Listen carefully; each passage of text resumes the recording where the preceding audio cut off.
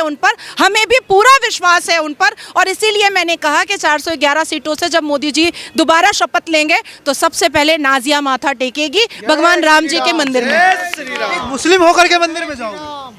लो, कोई पहली बार थोड़े ही हो रहा है। और मुस्लिम होकर के मैं मंदिर क्यों नहीं जा सकती हूँ भाई? क्या मैं आफ्ताब की तरह बोटियां कर रही हूँ? क्या मैं नासिर खान की तरह बलात्कार कर रही हूँ, या अवैसी की तरह भारत के माहौल को भड़काऊ भाषण दे करके खराब कर रही हूँ, या लैंड माफिया खोल करके बैठी हूँ वक्फ बोर्ड की तरह, या हलाल सर्टिफिकेट की तरह जाली धंधा कर रही हूँ, या हलाला के नाम पर प्रोस्टिट्यूशन करवा रही हूँ? मैं तो ऐसा कुछ नहीं कर रही हूँ। मैं तो आस्था और विश्वास की जगह पर आ रही हूँ, एक पाक जगह पर आ रही हूँ, एक पवित्र जगह पर आ रही हूँ। मैंने क्या गलत किया? मैंने कुछ भी गलत नहीं किया। नहीं लगता मैम ऐसे बोलते हुए कहीं फतवा ना जारी हो जाए? फतवा जारी होगा तो भारत में जितने कोर्ट है उसी में चप्पल घिसवा दूंगी। बहुत बढ़िया, जय श्री राम। नहीं, अगर एक मुस्लिम महिला हिंदू के भजन को गा देती है तो उसके लिए फतवा जारी हो जाता है, और आप खुलकर बोल रही हैं। हाँ, मैं तो खुलकर बोलूंगी, एकदम खुलकर बोलूंगी। काहे नहीं बोलूंगी? कौन रोक सकता है मुझे? अवैसी साहब के पास, मदनी साहब के पास, बर्क साहब के पास बहुत बड़ा फ्रीडम ऑफ स्पीच है। आर्टिकल 19, 14, 21, 22, 29 मेरे लिए नहीं है। काहे नहीं होगा मेरे लिए? मेरे लिए नहीं होगा। बहुत बढ़िया। हम भी फ्रीडम ऑफ स्पीच पे बात करेंगे, फ्रीडम ऑफ स्पीच पे बात एकदम। और मैंने तो संविधान पढ़ा हुआ है। अवैसी अगर बैरिस्टर है तो नाजिया कोई जाहिल अनपढ़ तो नहीं है कि वो समझा देंगे भाई मेरा फ्रीडम ऑफ रिलीजन है, मेरा फ्रीडम ऑफ स्पीच है। तो मेरा कहाँ चला गया? मेरा कहाँ चला गया? मैं जाकर के सीरिया में ढूंढूं क्या अपना फ्रीडम ऑफ स्पीच? मैं सीरिया में ढूंढूंगी क्या? बहुत बढ़िया, बहुत बढ़िया। फ्रीडम ऑफ स्पीच की बात कर रहे हैं तो बात भाईचारे की करिए ना।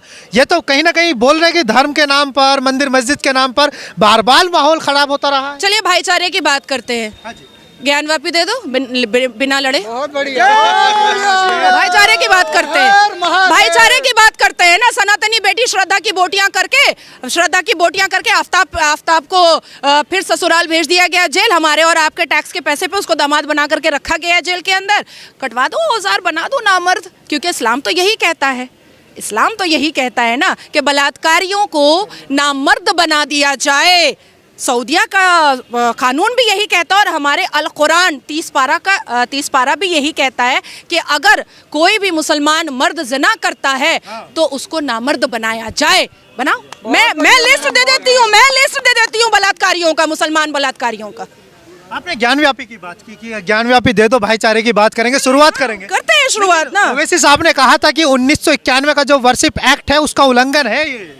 क्यों वहाँ पर पूजा नहीं हो रही थी? 1717 से वहाँ पर पूजा हो रही है। जयपुर के महाराजा जी ने जब वहाँ पर चबूतरा बनवाया था, चौकी रखी थी, वहाँ से लेकर के 1858 में पहला मुकदमा दायर हुआ था। 1885 में फैजाबाद कोर्ट में सीरियल नंबर 68 केस गया था, और उसके बाद से लेकर के सर्वोच्च न्यायपालिका में जब 2 डेकेड लड़ाई निर्मोही अखाड़ा के साथ और वीएचपी के साथ जब हो रही थी, तो ये लोग क्या अपने मुंह में लेमन जूस लेकर बैठे थे? All India Muslim personal law board लड़ करके क्यों नहीं जीते? लड़ करके क्यों नहीं जीते? सबूतों के आधार पर क्यों नहीं जीते? जब आचार्य जी ने 441 वेदों और ग्रंथों के सबूत रखे थे मुसलमान जज के सामने, तब उसको क्यों नहीं काट पाए? अरे भाई, लीगल भी आप जीते हैं, धार्मिक भी आप जीते हैं, और इमोशनली भी आप जीते हैं। तीनों आधार पर आपकी जीत हुई है। तो अब इसमें क्या हम लोग क्या बोल सकते हैं? और अवैसी साहब जो बोल रहे हैं वो अपना टीआरपी बनाने के लिए, माहौल गर्म करने के लिए ये सब बोलते रहता है। खुद बैरिस्टर है, 5 मुसलमान भी बैरिस्टर नहीं बना पाया। 5 मुसलमान भी बैरिस्टर नहीं बना पाया। लेकिन मैम, एक तरफ जहां राम के नाम पर राजनीति तो दशकों से होती आई, लेकिन अब सीधा सीधा आरोप लग रहा है कि बीजेपी जो है एक पॉलिटिकल इवेंट ऑर्गेनाइज कर रही है, ये कोई आस्था वास्ता का प्रोग्राम नहीं है। तो फिर अवैसी भी नमाज बिछा करके नमाज जो है अपने सियासत के फायदे के लिए ही पढ़ता होगा, उसी के लिए पढ़ता होगा। धार्मिक अगर किसी के धर्म को हम उंगलियां उठाएंगे तो हमारे धर्म पर भी तो उंगलियां उठेंगी ना। आप लोग बहुत शरीफ आदमी लोग हो, सनातनी बहुत टॉलरेंस है, बड़ा बर्दाश्त है आप लोगों के अंदर। सही सुनो, बताया जाता है। कौन बता रहा है? आमिर खान ने कहा था ना कि इस देश में इंटॉलरेंस बढ़ गया है, डर लगता है अब। यहाँ का नमक खा करके और यहीं के थाली में लुंगी उठा करके हगने वाले को मैं एकदम वैल्यू नहीं देती हूँ, एकदम वैल्यू नहीं देती हूँ। इसलिए लाल सिंह चड्ढा का मैंने लुटिया डुबो दिया था। सारे स्टेट में केस करके, सारे स्टेट में मैंने केस करवाया था कि इसको बैन करो। अच्छा मैम, एक तरफ अभी बहुत पवित्र जगह हम लोग खड़े हैं, प्रभु हनुमान जी का ये स्थान माना जाता है और बहुत प्राचीन है। जब कहा जाता है कि कण कण में राम है, व्यक्ति व्यक्ति में राम है, और राम की कोई अस्तित्व नहीं जान पाया, ना जान पाएगा, क्योंकि वो बिना आकार के होते हैं। आस्था तो यही कहती है।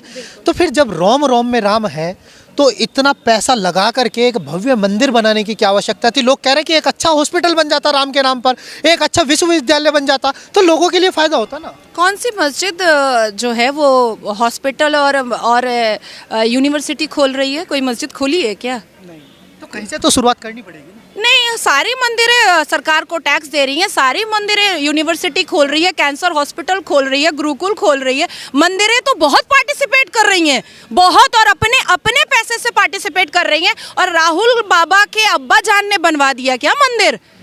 अब्बा जान या पापा? अब्बा जान, पापा ने। अरे कश्मीरी पंडित है, नहीं, उनके घर में उनके कौन है कश्मीरी पंडित? राहुल गांधी है? खानदानी मुसलमान है। हाँ, देखिए अंकल जी एकदम सही कहे हैं। 1954 लगता तेरे को मानने वाला। सुनिए 1949 में अजमेर शरीफ गए थे नेहरू साहब। हाँ, नेहरू मामू बनाए हैं हम लोग सबको, आप लोगों को कुछ ज्यादा ही बनाए हैं। चाचा वो है नहीं, वो मामू बनाए हैं आप लोग सबको। अजमेर शरीफ गए 1949 में, और 1950 में एक मंदिर का उद्घाटन हुआ था, वहाँ नहीं गए थे। 1955 में जब सऊदी अरबिया के शहजादे आ रहे थे, तो सारी मंदिरों पे पर्दा ढक दिया था और ला इलाहा का बोर्ड लगा दिया था। 1966 में इंदिरा गांधी ने साधु स्लॉटर करवाया था।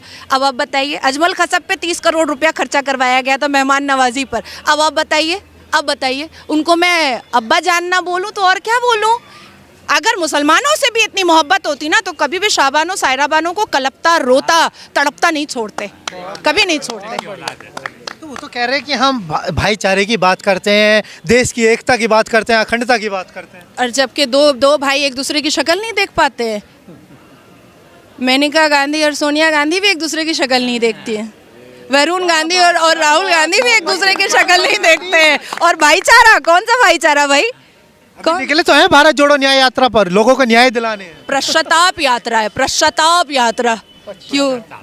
क्योंकि जिनके पूर्वजों ने और बाप दादा ने, अब्बा जान ने सबसे ज्यादा अन्याय किया है, उसी की माफी के लिए यात्रा निकाल रहे हैं। और मैं और एक बात बता देती हूँ, 4000 किलोमीटर चले थे चवन्नी अठन्नी एक्ट्रेस को लेकर के, उसके बाद धीरज शाहू को लेकर के जो गड्डियों का साम्राज्य था, उसके बाद कन्हैया को लेकर के जो हिंदुस्तान तेरे टुकड़े होंगे इंशाल्लाह इंशाल्लाह का नारा लगाता था। क्या पाली है? 3 राज ना मिला ना। और तीन राज में क्या हुआ? मुंह के बल गिरे हैं। ठीक है, अब उनको थोड़ा और यात्रा करने दीजिए। इस बार एकदम पत्ता साफ, कांग्रेस मुक्त भारत हो जाएगा। कांग्रेस